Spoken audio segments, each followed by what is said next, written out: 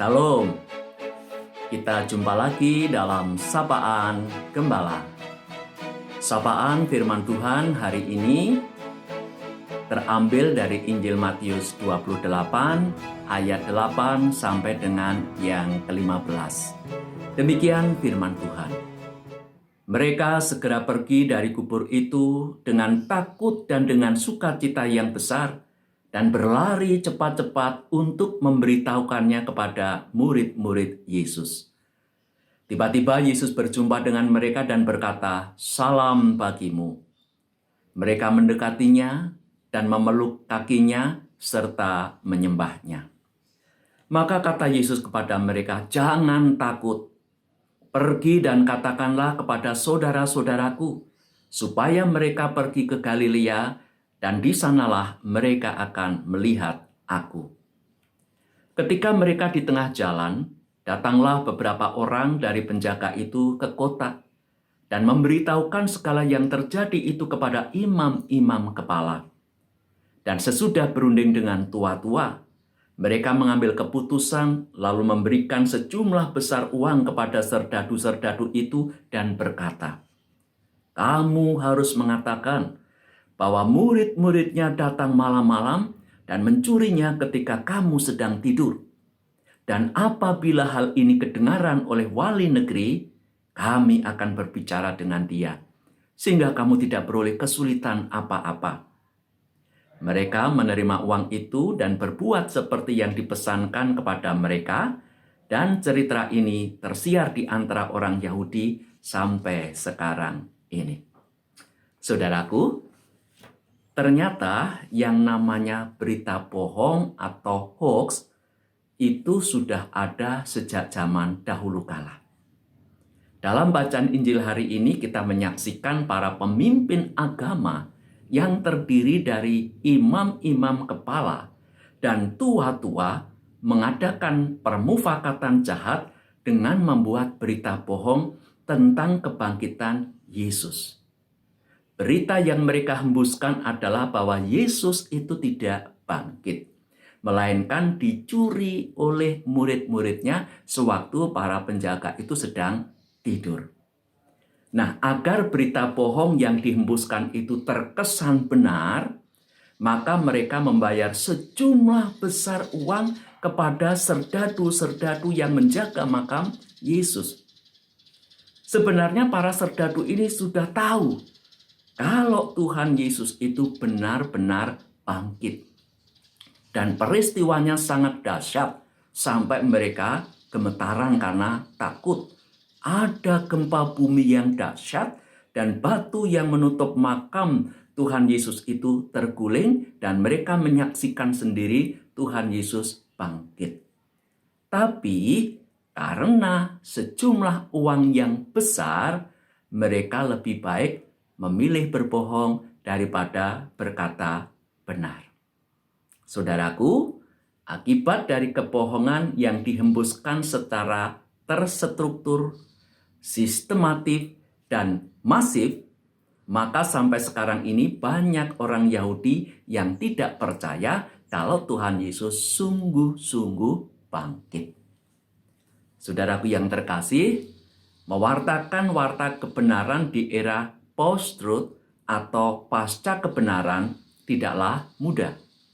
Sebab warta kebenaran yang kita sampaikan harus berhimpitan dengan berita-berita bohong yang setiap hari membanjiri laman media sosial kita. Tetapi kita dipanggil untuk tetap menyuarakan suara kebenaran dalam keadaan apapun. Justru di era post-truth ini, di era di mana kebohongan menyeruak di laman-laman media sosial kita dipanggil untuk menjadi pribadi-pribadi pembawa pesan yang baik, pesan yang memberikan semangat optimis, dan membawa dampak perubahan ke arah yang lebih baik. Pertanyaannya adalah, dengan cara bagaimana kita bisa menyuarakan suara kebenaran di era post-truth ini?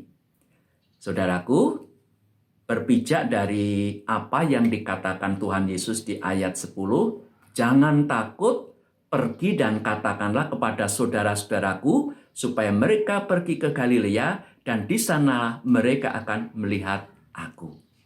Di ayat ini Tuhan Yesus memerintahkan kepada muridnya untuk pergi ke Galilea. Pertanyaannya adalah, ada apa dengan Galilea? Saudaraku, Galilea adalah tempat di mana para murid pertama kali berjumpa dengan Tuhan Yesus. Galilea adalah tempat di mana Tuhan Yesus diiringi para pengikutnya, khususnya para muridnya, menggelar karya penyelamatan Allah dengan berkhotbah, dengan mengajar, dengan menyembuhkan orang sakit, dengan memberikan orang lapar, dan mengadakan mujizat-mujizat yang lainnya. Intinya, di Galilea, Tuhan Yesus melakukan pekerjaan-pekerjaan pelayanan dalam kehidupan sehari-hari. Dan inilah yang ingin ditekankan oleh Tuhan Yesus. Dari keterangan ini menjadi jelas bahwa kita bisa menjadi pembawa berita yang baik atau pembawa kabar kebenaran justru dilakukan dalam keseharian kita. Apapun yang kita lakukan hari ini, apapun yang kita kerjakan hari ini, asal dilandaskan dengan kasih, dengan etikat baik, dilakukan secara benar dan tulus, itu bisa menjadi sarana untuk mewartakan suara kebenaran. Ambil contoh, misalkan hari ini Bapak Ibu mau pergi ke pasar atau kemana naik sepeda motor.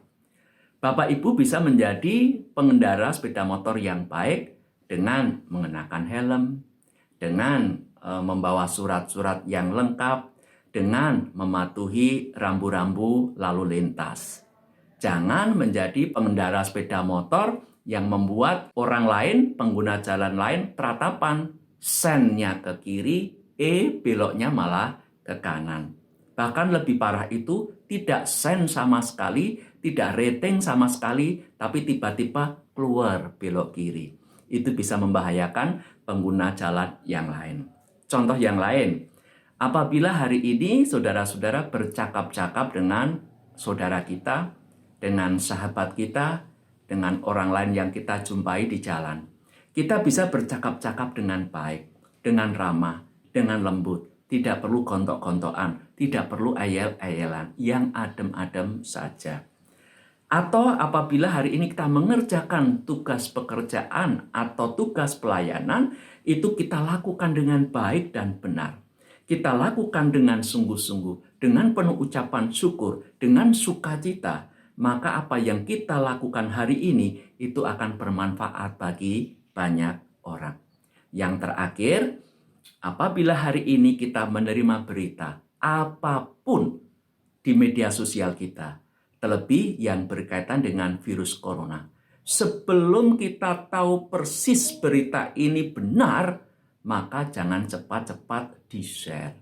Jangan cepat-cepat dibagikan ke grup-grup milik kita, supaya kita tidak menjadi penerus atau pembawa berita bohong. Pastikan kalau berita itu benar, berita itu bermanfaat, baru kita bisa membagikannya ke orang lain. Jadilah pembawa kebenaran, jadilah pembawa berita sukacita.